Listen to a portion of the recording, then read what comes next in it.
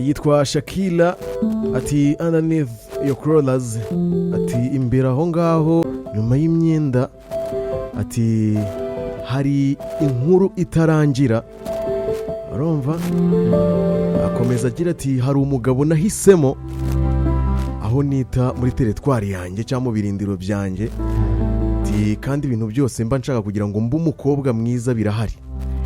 Inkuru rero tugiye kuvuga uyu munsi ni inkuru y'urukundo rwa Shakira ndetse na Antonio de la Roi.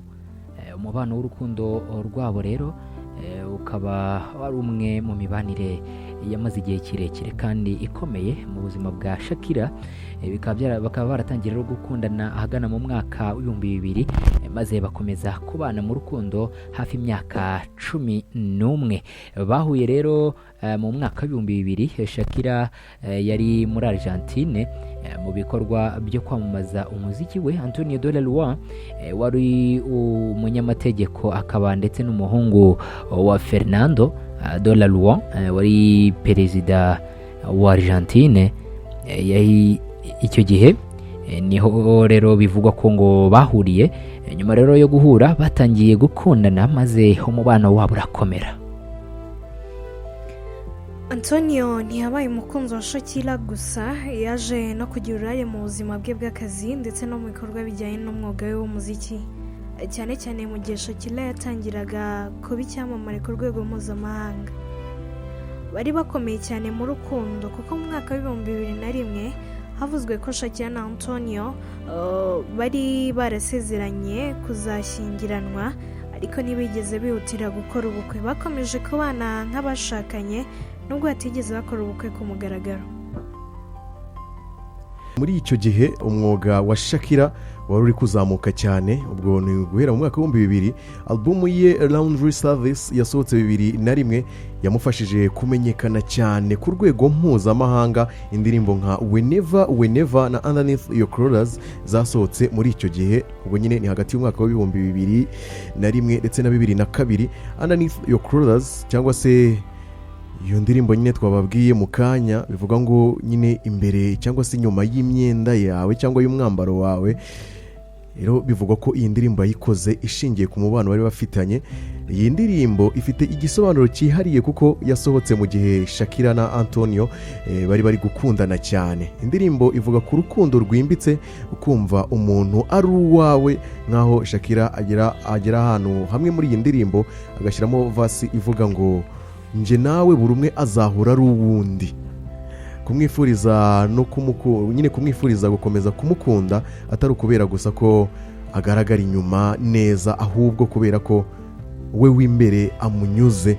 Iyo Shakira avuga ngo man I choose muri indirimbo Underneath Your Crawlers, aba agaragaza ko umuntu ari we yahisemo gukunda. Niyo mpamvu rero iyi ndirimbo ifatwa nk'indirimbo ifite aho ihuriye cyane n'urukundo Shakira yari afitanye na Antonio muri icyo gihe. Bakomezanyije rero mu gihe Shakira yabaga icyamamare kugeza isi yose imumenye. Antonio yari hafi ya Shakira mu gihe yahindukaga umuhanzi ukomeye ku rwego mpuzamahanga. Akaba yaramaze kuba umuhanzi ukomeye muri Amerika y'Epfo, ariko icyo gihe yatangiye kuririmba n'indirimbo z'icyongereza maze azamuka cyane, isi yose iramumenya. Antonio yari umwe mu bantu bari hafi ye muri icyo gihe, haba mu buzima bwite ndetse no mu bikorwa bye bijyanye n'umwuga w'umuziki. Ni ukuvuga ko urukundo rwabo bombi rwabaye mu gihe gikomeye cyane mu buzima bwa Shakira.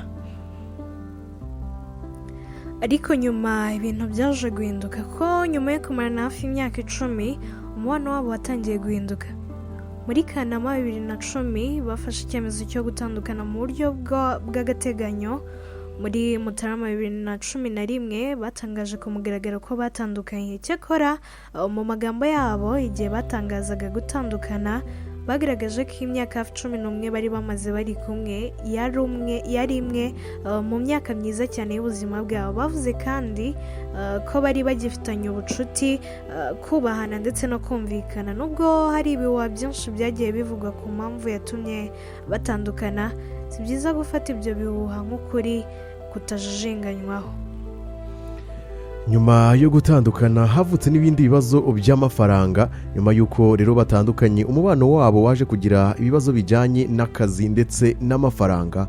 Antonio yigeze kujyana Shakira mu nkiko avuga ko yari afite amafaranga yagombaga guhabwa kubera uruhare yagize mu kazi ke k'umwuga wa Shakira. Ubwo ni muri kariyeri ye, ariko urubanza rwe rukomeye muri leta zunze ubumwe za Amerika rwaranzwe ntabwo bemeye ikirego cye, kandi ibyo yasabaga ntabwo byemewe. Inkuru yabo iracyibukwa cyane nubwo urukundo rwabo rwarangiye. Shakira na Antonio bari bamaze igihe kirekire cyane bakundana kandi banyura mu bihe bikomeye by'ubuzima, buri umwe ari kumwe n'undi. Niyo mpamvu iyo wumvise iyi ndirimbo yitwa Underneath Your Clothes uba wumva ari indirimbo yanditswe mu gihe Shakira yari mu rukundo rukomeye n'uyu muhungu. Iyo witegereje rero cyangwa se ukanariza urukundo rw'aba bombi, usanga harimo uburyo bahuye, ugasanga harimo uburyo bakundanye bikaza gushimangirwa no gusezerana ku bana, bakafatanya mu buzima busanzwe bwabo bwa buri munsi ndetse n'ubuzima bw'umwuga by'umwihariko wa Shakira, ndetse bakagera ku bintu bikomeye bari kumwe. Urukundo rwabo rwaje kuzamo gutandukana ahanini bitewe n'ibibazo by'amafaranga, hazamo gukomeza k'ubuzima umwe ku giti cye. Ikindi kandi cy'ingenzi ni uko nta gihamya ihari yerekana ko Underneath Your Clothes yari inkuru y'ibihimbano gusa yanditswe mu gihe Shakira na Antonio bari mu rukundo, kandi amagambo yayo ajyanye cyane n'urukundo rwimbitse ndetse n'umubano aba bombi bari bafitanye. Niko bimeze. Impamvu byagiye byemezwa cyane ko iyi ndirimbo yayiririmbiye uyu musore nuko indirimbo za mbere za Shakira inyinshi zari true story cyangwa se yarimbaga ku buzima bwe. Ngayo nguko uwo ni Shakira twakubwiragaho urukundo yagiranye n'umusore, ubwo nyine yari umwana wa perezida, sibyo se? Hanyuma ubwo iyi ndirimbo yongeye kugaruka mu mitima ya benshi, mu matwi ya benshi ndetse no mu maso ya benshi kubera iyi live yakoranye na Ed Sheeran. Ubwo reka tubanze twumve iyi ndirimbo iri live, harimo ijwi rya Ed Sheeran. Ubwo niba utazi uyu muhanzi Ed Sheeran, ariko indirimbo ye yitwa Perfect urayizi. Turaje tubanze tuyumve, tugaruke dukomeza mu kanya.